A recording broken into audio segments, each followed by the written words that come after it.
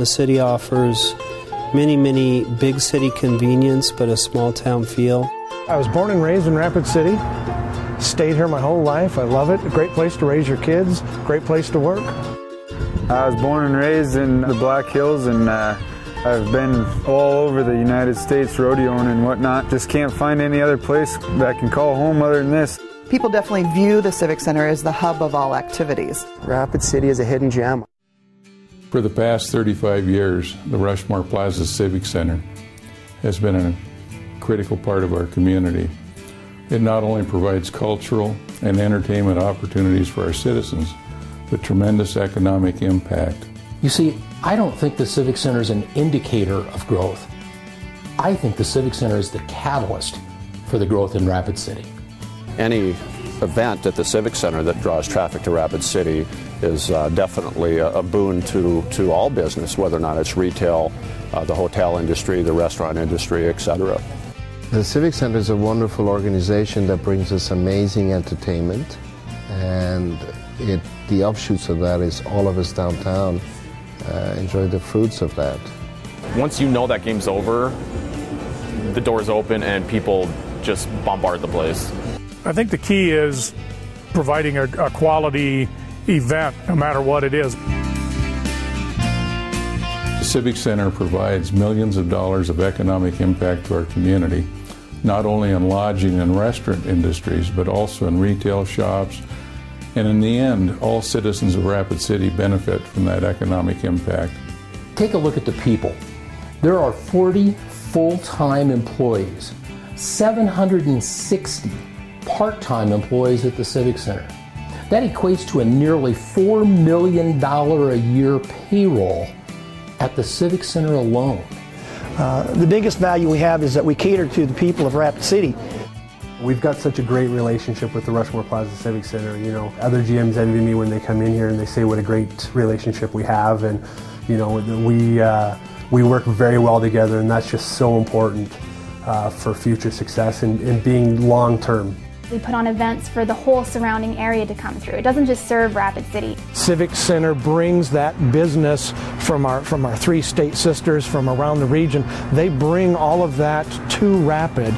I don't have to advertise outside of Rapid to get that business here. They do it for us. So we have to travel from here to Rapid City to attend those major events, those large concert events, to the Rush games, to the state basketball tournaments or wrestling tournaments. It offers us fairly close commute to be able to entertain our family.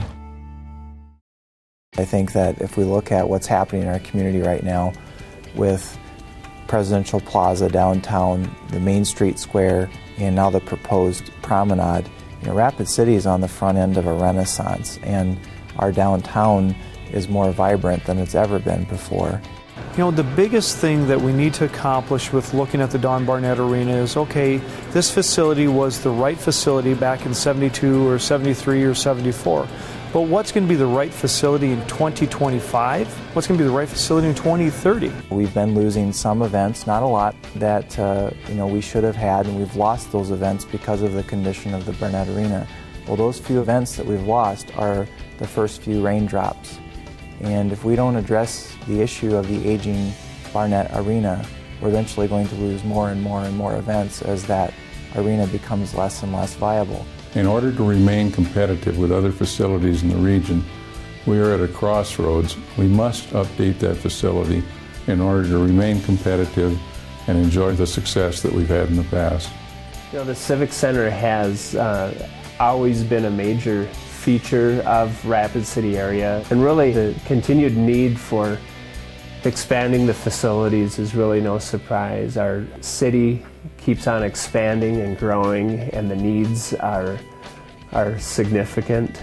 We have over 900 events a year at the Civic Center.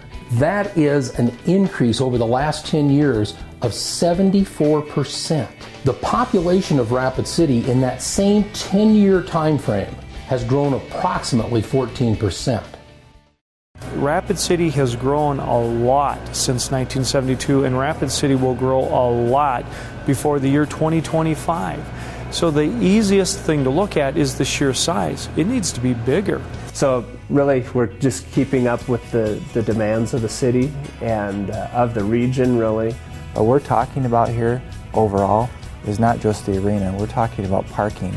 We need parking and an arena. And the parking, in my mind and the minds of many other people, is first and foremost of the idea for this project. When you go beyond just the sheer size of the Rushmore Plaza Civic Center and how it has grown or will need to grow as the city of Rapid City grows, you also look at the technology.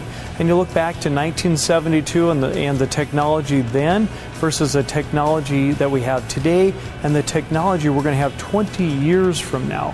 And that's probably one of the greatest increases, the greatest needs that we will see with the replacement for the Don Barnett Arena. The original purpose of the 2012 funds, now called the Vision Funds, in the 1970s was to fund the Rushmore Plaza Civic Center. What we're proposing is bringing the Vision Fund back to its roots. In addition to that, we're not proposing taking the entire penny. We'd be taking the half penny of the Vision Fund and using it for the Civic Center and going out for a bond. And the other half of the penny will still be used for capital improvements as it has been for many years. A project like this can really be very inspiring. You start understanding what people really desire for our community to aspire to. The facility can really become an icon of our city and our region. What do we need to do for Rapid City, for the Rushmore Plaza Civic Center, to continue to be as important to the city of Rapid City for the next 35 years as it has been for the last 35 years? And that's truly the replacement of the Don Barnett Arena. The Civic Center is the crown jewel of our community. It was established as the crown jewel of our community in the early 70s, and it is now time to polish that crown jewel.